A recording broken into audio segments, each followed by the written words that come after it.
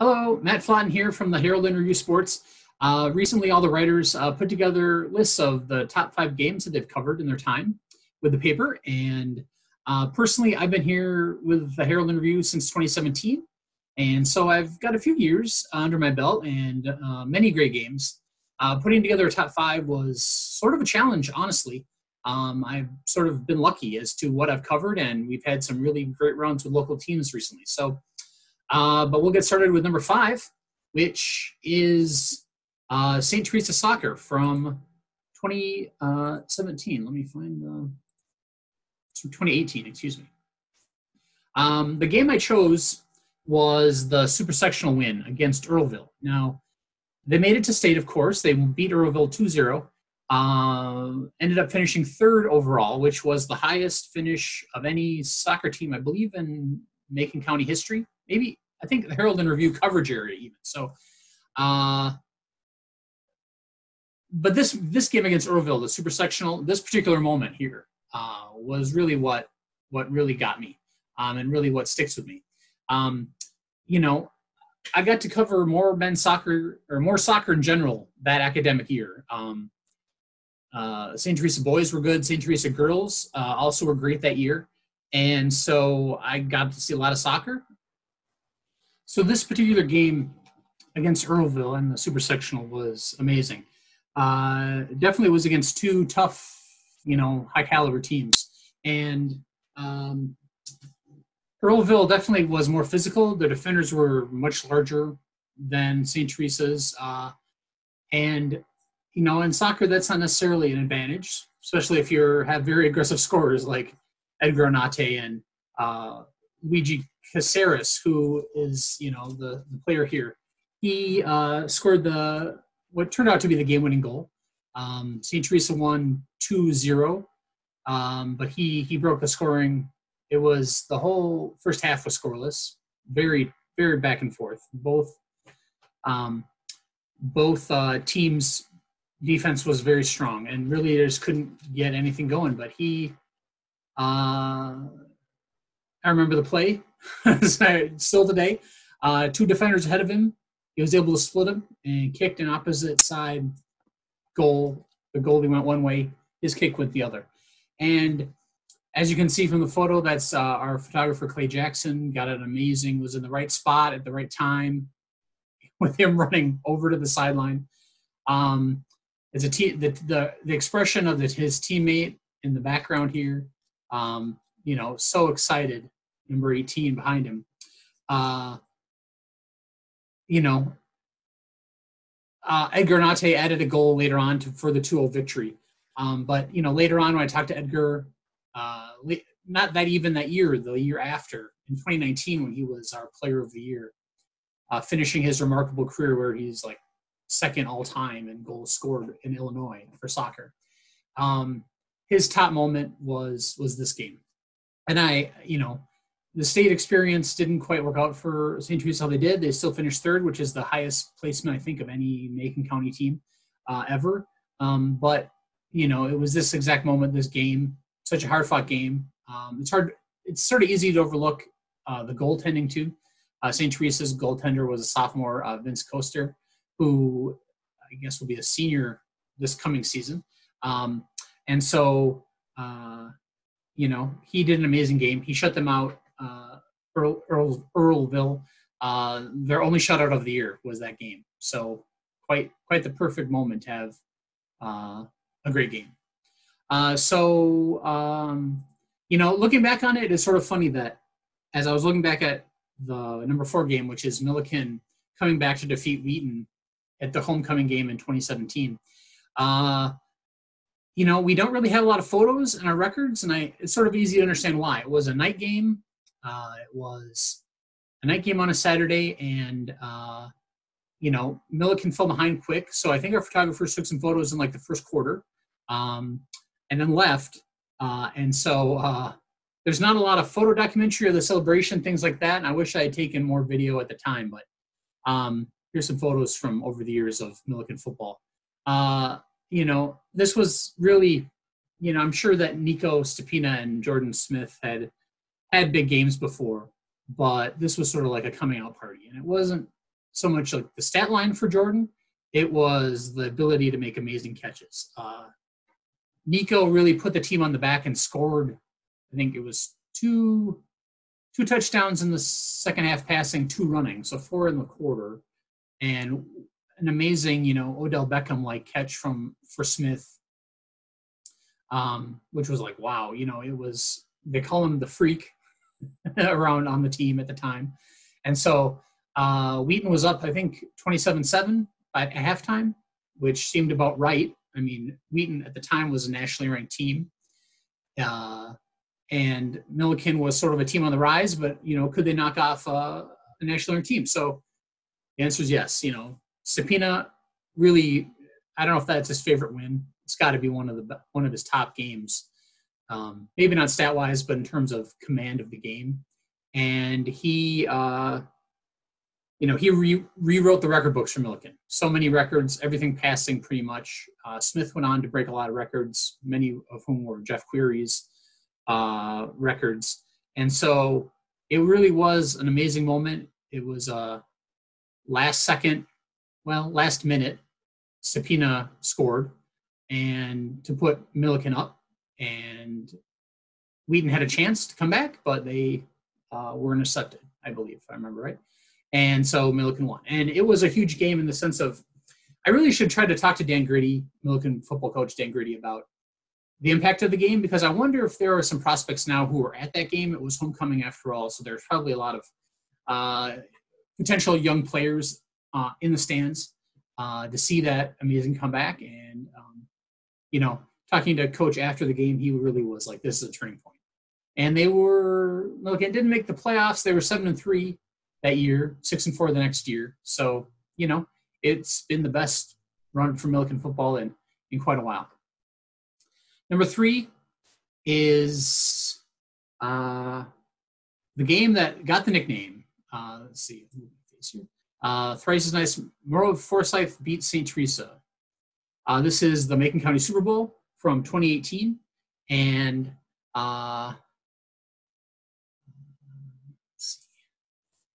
it was a mud fest, right? So this is, of course, in Macon County history, before I really got into covering sports here, Maroa versus St. Teresa wasn't that uncommon.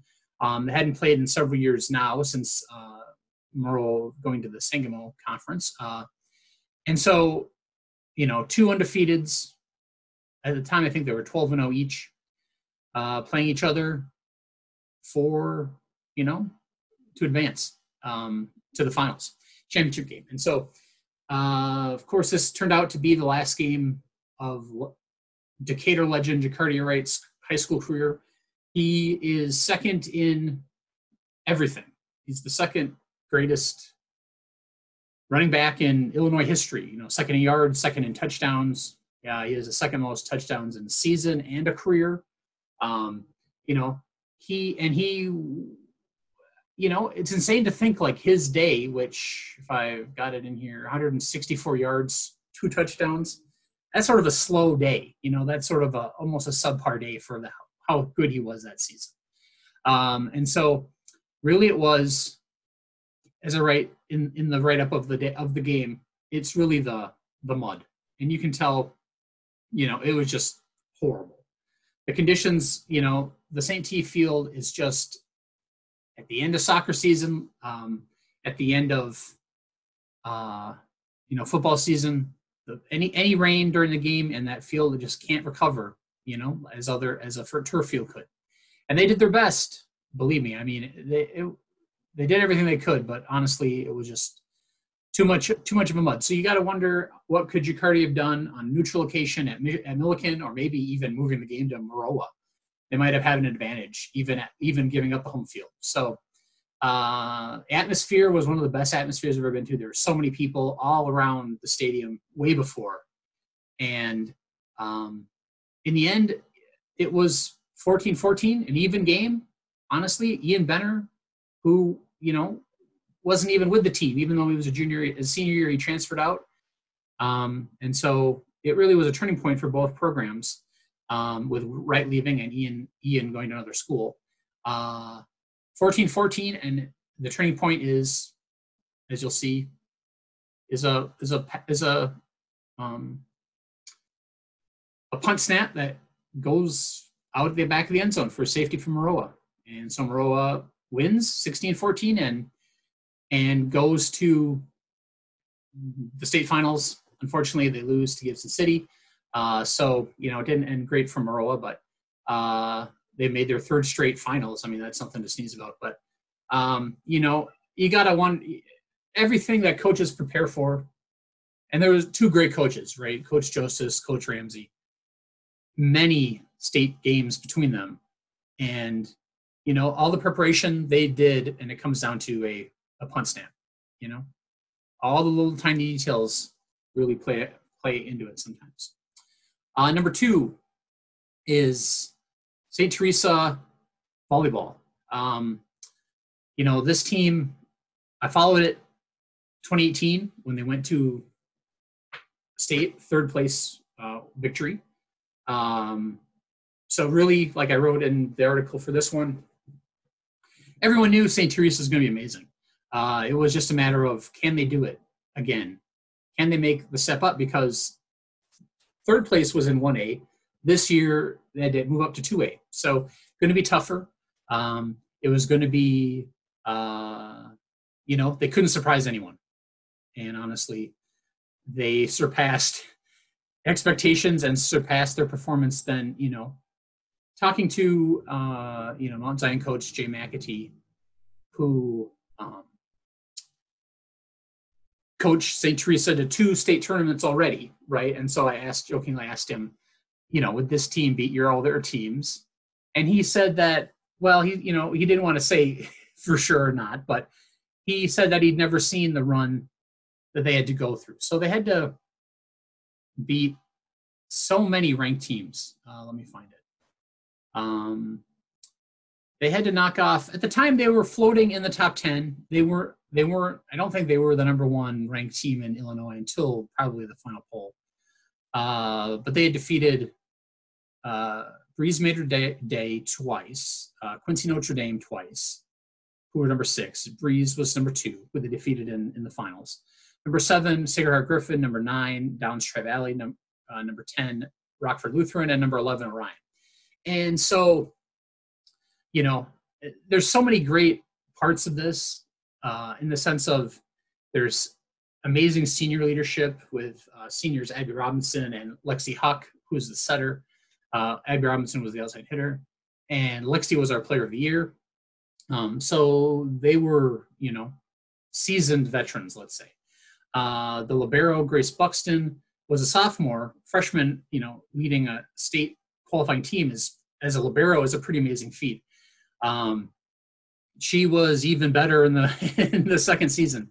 She was injured in the state final game the year before. This year, of course, injury was avoided. But she was the emotional fire plug. So, talking to her afterwards, she was like, I knew we were going to win. Like, the amount of confidence in this team the team had was undeniable. The quality teams that they beat and handled, and, it sort of made almost the state tournament. I don't want to say it was anticlimactic, but I didn't feel for a moment like there was an ounce of panic amongst that team. And, following a team, you get emotionally connected to it. And I was so happy when they won. As a local journalist, I can't pretend that I'm neutral when I cover our local teams. I can't be like, in my writing, I will be, of course, but emotionally, I can't pretend I am. And so, winning that game, that whole experience in the championship was just amazing.